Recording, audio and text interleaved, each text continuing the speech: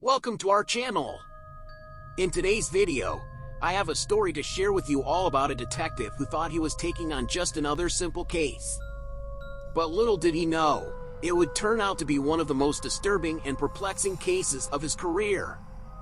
I hope you will enjoy the video. Everyone, they say, has a case that haunts them. If it's just one case, then clearly, whatever there isn't doing a great job as cops. Being a detective is a harsh and gloomy job. You're not dealing with happy endings, but with the cold, harsh truth. Sure, from time to time you'll have a simple case, the missing child who happens to be at a friend's house. Or the dispute deteriorated to the point where the bullet simply happened to miss every essential organ. Everyone goes home with a grin on their face, or at the very least the life they were given. However, this is not the usual. One thing you immediately discover about this work is how diverse we all are. Each individual leads you down a completely different route, each with their own set of problems. Every time you try to comprehend the person you're dealing with. But the majority of the time, you don't do.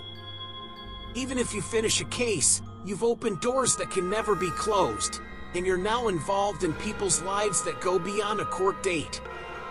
Someone's death does not end with a guilty judgment.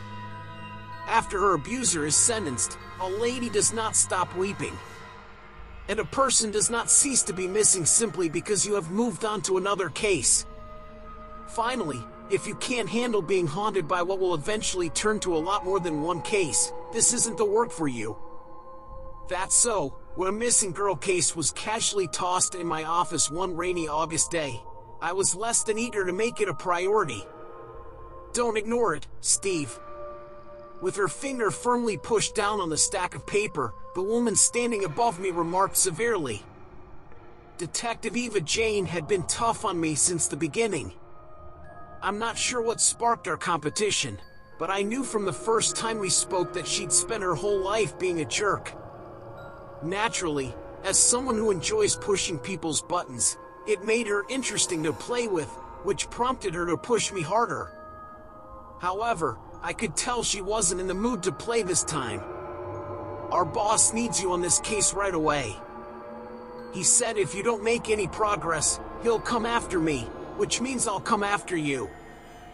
I looked at the files on my desk and fast scrolled through them, scratching my short beard in the process. Missing child? Oh, okay. I understand why he wants me to be a part of this. But why on earth does he believe I need a babysitter? She shook her head. I'm not sure. Chief is just dead determined to have this matter investigated into.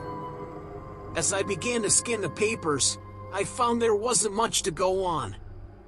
Sarah Missouri was your average 15-year-old.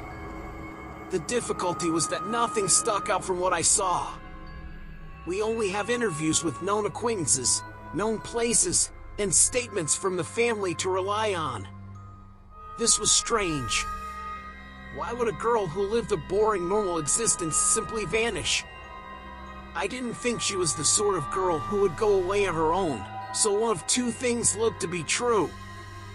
Everything we thought we knew about her was incorrect. Or she was abducted. There wasn't much to work on. But limiting a missing down to one of two possibilities eliminated many possible dead ends. I hoped to have it down to one by the next day. I could sense resolve filling my body. In reaction, I gulped down a large sip of the iced coffee that was sitting beside my desk. As I began to type quickly, I could feel inspiration starting to ignite neurons in my brain like an old Western gunfight. Eva has seen me make this adjustment previously. When she noticed me getting into work mode, she walked away without saying anything and let me get down to business. As she let me do my thing, I noticed what I believed was a small smile. And in doing so, I discovered just what I was searching for. There is nothing. Even after doing a thorough investigation into her close and distant relatives, there was not a single piece of marked information. These people were clean. There wasn't even a traffic ticket to speak of. When I went through some of the papers I was handed in further detail, I found a pattern among those questioned. They'd all come from places Sarah was known to go, but the same things were stated nearly every time. Calm. Polite. She never stood out among her girlfriends. I'd assume they didn't even know she existed if I didn't know any better. They nearly looked to be discussing some generic teen. The only one who had something to say was the manager of an Italian restaurant. He said that she and her family attended the restaurant and that Sarah appeared to be quite close to her parents.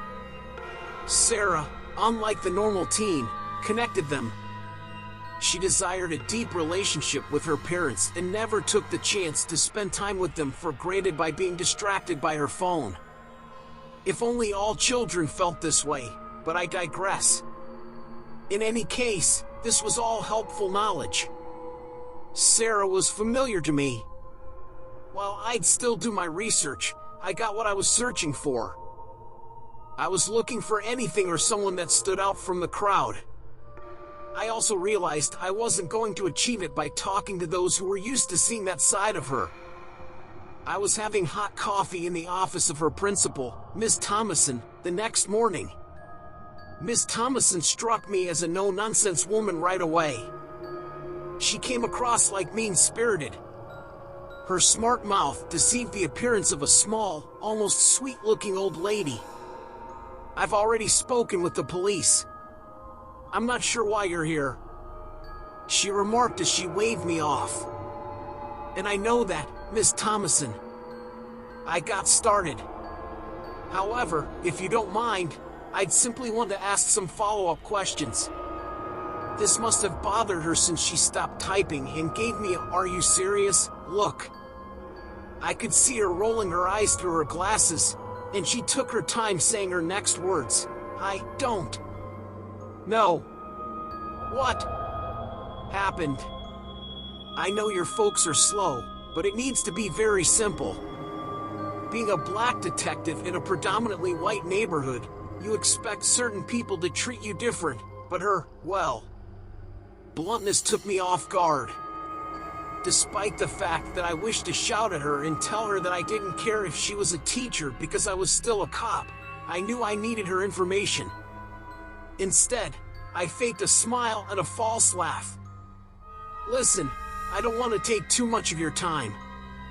Fine if you claim you don't know anything about her disappearance. But you must know whether she's been in any problems. Perhaps an argument with a professor or a classmate. To her part, she paused for a moment to think. Mr. Belly, her history professor. He's mentioned her name a few times.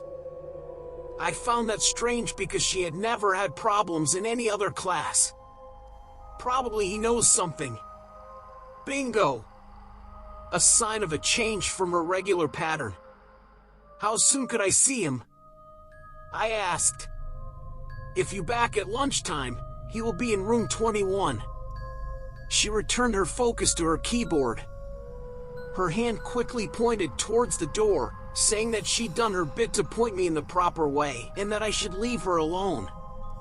I received the message and started walking towards the door, but I couldn't help but stop at the door. You know, I've always been the quickest kid in my class. When you're in your 30s, though, I assume you're not as quick as you once were. But I'm guessing you figured it out a long time ago. Tragic. And with that, I slid out the door, only to return to find the look of absolute rage on her face. When 12 o'clock came up, I went back to see Mr. Belly. As I entered the messy classroom, I saw the balding shorter guy tucked down behind his desk, a stack of papers perfectly put next him. I waited by the door for a minute, but it wasn't until I purposefully cleared my throat to catch his attention that he looked up at me. Oh. He was surprised and jumped a little in his seat. I apologize for not seeing you there. You must be the asshole detective I was told I had to speak with. Asshole detective? I laughed. Probably Monday through Sunday, but I promise I'm the most pleasant person in the world. He smiled, and the atmosphere started to improve a bit. "What can I help you with, Detective?" "Steve. Detective Steve." I said this while taking a chair from a nearby desk and opening the Notes app on my phone. "Are you Sarah, Missouri's history teacher? I'm guessing you've heard of her disappearance. Can you tell me anything interesting about her?" He paused for a moment. "No, not at all. Sarah is an excellent student. She completes all of her work, arrives on time, and receives high scores. All of that would appear to make her more than simply an excellent student, right? According to my sources, she's a straight A student, therefore she must be better than that." He shook his head. "I suppose so. In my view, nothing significant differentiates Sarah from the excellent students. Is there anything important? Tell me about the small details." "It was really just some discipline things. She's quite chatty in class, and I've had to talk to her about being disturbing a few times. From what I've read about her, she's a quiet girl. It seems strange that she'd suddenly become a chatterbox in your class. I'm not saying I don't believe you. However, things change when your best friend is attended in your class." "Best friend? Do you know who this person is?" "Of course, Hannah Sterling. 16, blonde hair, wrinkles, green eyes. I believe she swims on the water polo squad with Sarah." Hannah, surprisingly, had not been mentioned in any of the reports I'd read. How could we possibly have forgotten about our best friend? I wanted to press Mr. Belly on this, but as a 50-year-old teacher, he didn't have much information into these teenagers' personal lives. "Who is Hannah Sterling?" I pressed. "From what I've gathered, she's not a member of Sarah's main friend circle, and yet they're always bringing it up. All I can say is that they seem quite nice in class." He replied, "Whether they hang around outside of it isn't really my area of expertise, but I've always thought they are." The well of information there has stopped flowing. After a few more questions, I appreciated Mr. Belly for his assistance and made my way to the car. On my way out, I texted my colleagues back in the office, asking them to get me any information they could about Hannah Sterling. I also instructed them to contact the others we had questioned to see whether they recognized the name or picture. By the time night comes, I had everything I needed. A location and all the necessary background information to crack the case completely open. Hannah had quite the background. Drug selling, escaping, several school suspensions, and a huge list of other minor violations. She was a young girl who had chosen the wrong track. Sarah isn't usually associated with people like this. She was also obviously not someone her family thought her to be engaged with. I found during a follow-up interview given by one of my colleagues that Sarah and Hannah were friends in middle school, but Sarah's parents objected of the friendship and believed the two had split up. Sarah's closest pals had no idea the two were buddies. This was the outlier. The one thing that stood out among the cliches. And very likely the key to reaching Sarah. I knocked on her door at precisely 7 o'clock, flashing a badge. Hannah's parents didn't seem to mind when I stated I needed to meet with her alone because they'd seen it all before. Within a few minutes, the little girl was seated across from me in her living room, obviously attempting to stop my heart with her glare.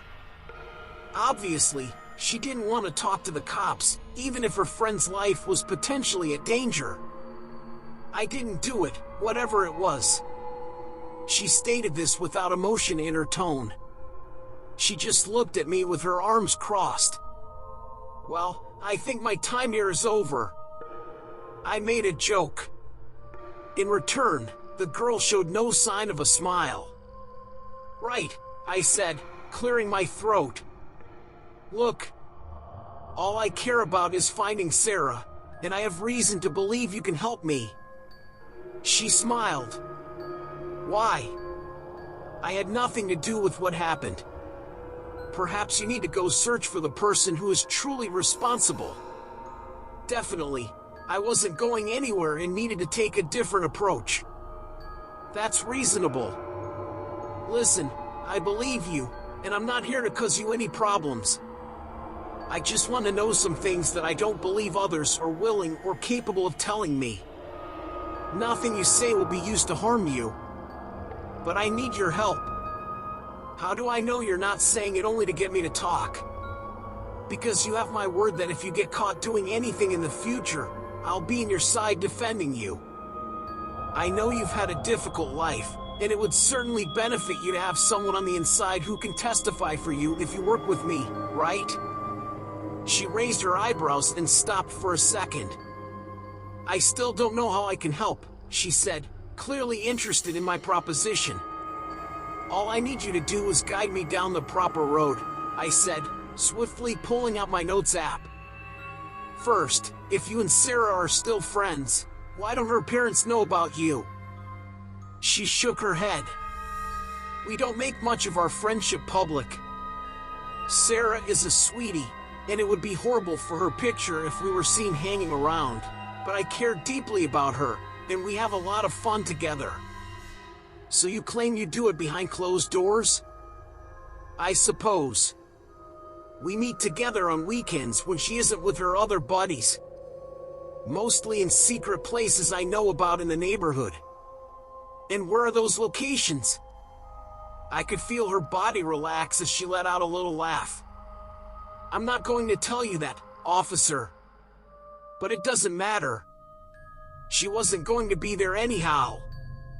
Sarah is awful at following instructions. She wouldn't have a cause to come without me. However, still, it's amazing to see a teen break free from her regular life. She wasn't simply hanging out, I'm sure. I'd assume she'd be turning to you for other, new things in her life as well. I mean, she just recently began drinking and smoking. Wow. You're both minors. Where on earth do you buy your drugs? Weed comes from a variety of sources. With a small smile, she said. I can't say for sure. This dude we've been smoking with generally brings the drinks. There's a third player in all of this, I thought to myself. A person you've been smoking with? I said, leaning in for more information. How and where did you meet him, and what is his name? We simply happen to know some of the same folks. I believe his name is Walker or something. He was 17, tall, with light skin and heavy bags under his eyes, as if he hadn't slept enough in weeks. I believe he attends one of the local schools. Did he and Sarah have a lot of conversations? Sarah mentioned him shortly to me, and I thought there was some connection there, but nothing I ever followed. After about a half hour of asking normal questions and exchanging phone numbers, I decided to go. The lines were going to this Walker boy. Something in my heart told me he fully knew where Sarah was, and I was going to get it from him one way or another. The next day at work was a hectic rush of making reports and attempting to figure out who this kid may be. But depending on a name and a basic description wasn't enough. There was nothing in our databases that could help me, and I was worried I'd have to go through every kid in the region with a first name starting with W. Frustrated, I decided to take a short break out, but before I got to the door, I ran into Detective Jess. Steve. She was a touch too strong with her words. How's your case going? It's been a few days, and you know what they say about the first 48 hours. Are you really getting lazy? I shook my head and raised my hands. I'm making progress. I believe I'm getting close. I only have one little item to work out before I'm off to the races. She leaned against the wall, sipping her coffee. Oh. And what is it? There was this boy named Walker. 17 years old, tall, with pale complexion and black hair, and dark bags under his eyes. He appears to be from the neighborhood, but I have no clue where to find him. She paused for a bit before snapping her fingers. She left without saying anything. She returned a few minutes later and indicated for me to follow. A couple of the cops sat around a computer, which had a photo of a rough-looking kid on it. "Sir, is this the man you're searching for?" The younger of the two cops said, his voice obviously New York. "We've gotten some calls about him in the past. He's gotten away from home a few times and we've had to bring him back. But there's nothing else on the police record. The full name is Walker Kane." I took a picture of the boy and texted it to Hannah, hoping it was the person I was looking for. I got a response within minutes verifying that it was definitely the same child. My eyes widened as I read her text.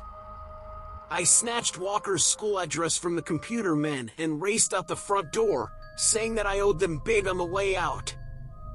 I got from the station to the school in quick time.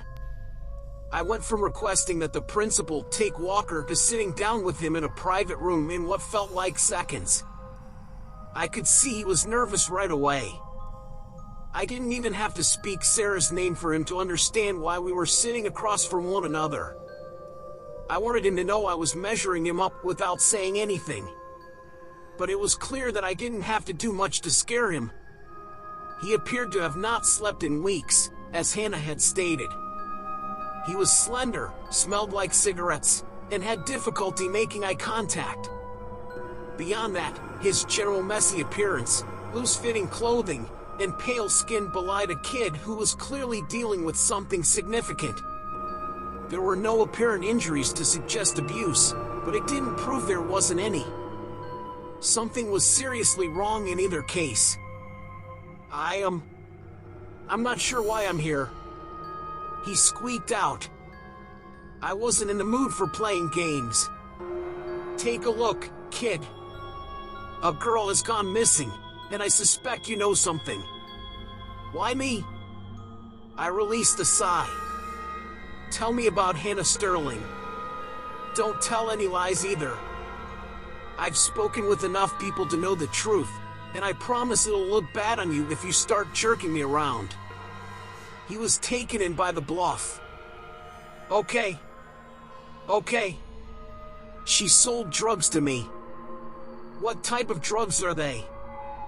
I insisted.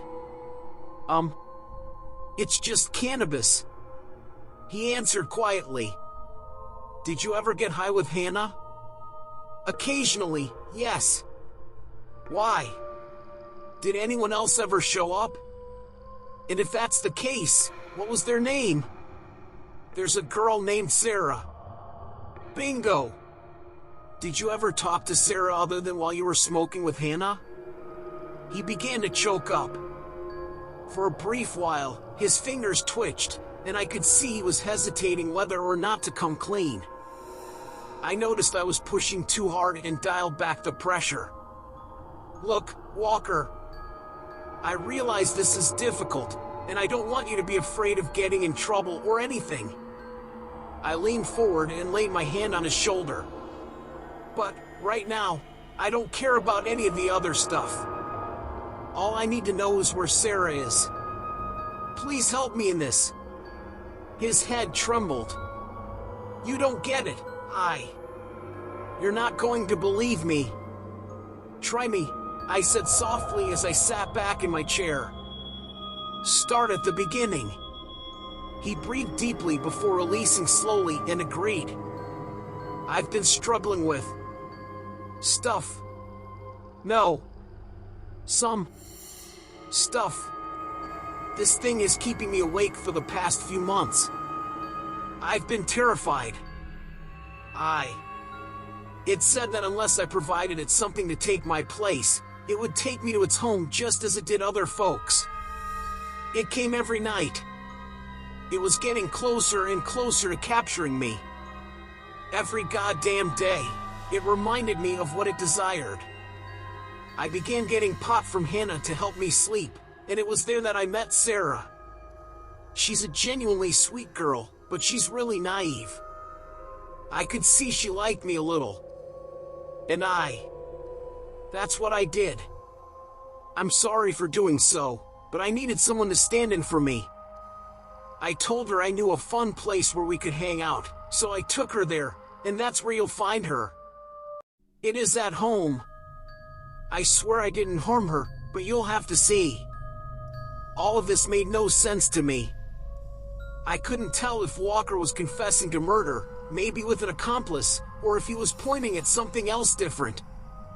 I must have been lost in my own thoughts while taking notes because the boy was rocking back and forth, crying about how sorry he was before I realized it. I attempted to calm him down, but it didn't work. The best I could do was wait until his panic condition passed, but even then, he insisted that he had never harmed Sarah and was only trying to survive. The boy was scared out of his brain, and his look now made more sense. This was caused by a heck of a lot of anxiety. I eventually got a location for the place and all of Walter's contact information, telling him I'd be in touch. On my way out, I spent a few minutes attempting to convince the principal to send Walter home for the day. Whatever happened, he was a stressed-out teen kid. I had no doubts about bringing him to justice whenever the time came, but I also sympathized with whatever he was going through. She appeared to respect my proposal, but I'm not sure whether she ever followed through. That was a secondary worry in any case. At the time, my destination was around a 45-minute drive away, and nothing was going to keep me from reaching there. I got in my car and drove towards the address. My attention was never taken away from the road in front of me, and my thoughts were entirely concentrated on reaching Sarah. Not a single stray thought crossed my mind. I began to prepare for the worst as I arrived to the practically derelict house in the middle of a random plot of land surrounded by nothing. It appeared to be an old abandoned two-story farmhouse. I'd been doing this job long enough to know that with nothing nearby for miles, it'd be the ideal location for a murder. Even being a safe distance away from the old home, I could smell a strong stink. The stink grew worse as I approached it. What the heck happened? I thought to myself as I approached the door. It just needed a gentle push to open.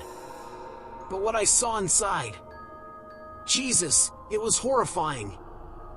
Outside light flooded in through the farmhouse's many openings, illuminating the several dead bodies sprawled about. The majority of them seemed to be animals, but several were definitely human, and the majority were extremely young. What type of crazy moron would do anything like this? I pondered. I pulled my weapon and yelled for whomever was there to come out slowly, hands up. I waited around 30 seconds and had no answer from anyone in the building. I yelled again, but there was no response. Despite the quiet, I was sure that I wasn't alone. I'm still not sure what pushed me to do it, but I couldn't stop myself from looking up. For a brief time, I believed I saw a giant four-legged spider run from the ceiling into one of the second-floor rooms. My mind couldn't accept what I had just witnessed. If it was a spider, it was at least the size of a polar bear. It had to be at least 9 feet tall, with legs that easily matched the length of its torso. But when I thought about it, I wondered, what spider had smooth skin and a head of long black human hair? I hurried up a set of dangerously old stairs, gun in hand, and followed the monster into the chamber I had seen it enter. What was in front of me was most obviously not a spider. It was a lady. She stood at about the 9-foot height I estimated when I initially saw her. Her torso was rail thin, with loose hanging gray skin and arms that dangled on the ground behind her.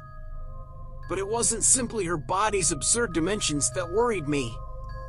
It was staring at her empty eyes and rubbery lips. In a permanently twisted grin, the corners of her mouth drooped far past her chin. Inside her mouth, it appeared as if she was sucking on what looked like a cartoonishly huge hard candy. Her long gray tongue covered it completely, and milky, sticky liquid poured from her mouth as she moved it. I felt sick at the look of her. Fear had immobilized my body. I had no idea what to do or how to react. We just looked at each other for a second until I heard groaning. My attention went from the woman monster to the source of the noise. A small girl was in the room. One thing I was familiar with. Sarah, Missouri. Her eyes rolled into the back of her head as she lay on the ground. She appeared to be drenched in dirt. I eventually tracked her down. But I knew this monster wasn't going to allow me just take her with me. I needed to make a decision quickly. It was either now or never. I shot several rounds into the monster and ran towards Sarah, grabbing her and escape. But after only a few inches ahead, I found myself falling backward and slamming into the ground. With her lack of visible muscle, she was quite powerful. I attempted to reach for my gun, but she grabbed it from near me and threw it into a dark corner. I was now completely unprotected. I felt the woman's ice-cold fingers double-wrapped around my throat by the time I recognized what had happened. She shoved me into the splintering wall on the first floor. I tried to breathe against her will, and as my eyesight blurred, I noticed her swollen gray face near to mine. The two sentences she delivered in her deep voice through horrible breath shocked me to the bone. Go. Get. Out. I knew she wasn't going to tell me anything else. And to be honest, I had no way of protesting. Sarah looked down at me with tears in her eyes as I passed by the room on the second level. And what exactly did I do? I'd want to say that I stayed and, like any good officer, fought against the odds to do what was right. But no! I rushed after one last look at the monster looming over me. I fled like a coward, his tail between his legs. The terror of the moment and that goddamn creature was overwhelming. I didn't even look back at the farmhouse until I was safely in my car and calling for backup. My voice was frustration as I begged them to save me from that monster. They took some time to arrive. I was still trying to figure out what the heck had happened. When the cops came, I explained what had happened, and they just stared at me in shock. When I knew they didn't believe me, I directed them to kill anything that moved inside except the little girl. I stood there watching them walk into the home, but no sensation of relief came over me. Moments later, I noticed a familiar car drive up alongside me and a serious voice calling my name. Chief? I questioned, turning to face the big person behind me. What exactly are you doing here? He fumbled in his pockets for a moment before pulling out a lighter and cigarette, lighting the tip as he spoke. I was determined to see this one through. Steve, you look like trash. What in the world happened? I shook my head, horrified by the ideas, as flashbacks of that horrible attack flashed through my mind. I discovered the girl, and something more. Everything will be included in my report tomorrow. But you have to see it with your own eyes when the police kill whatever the heck is in there.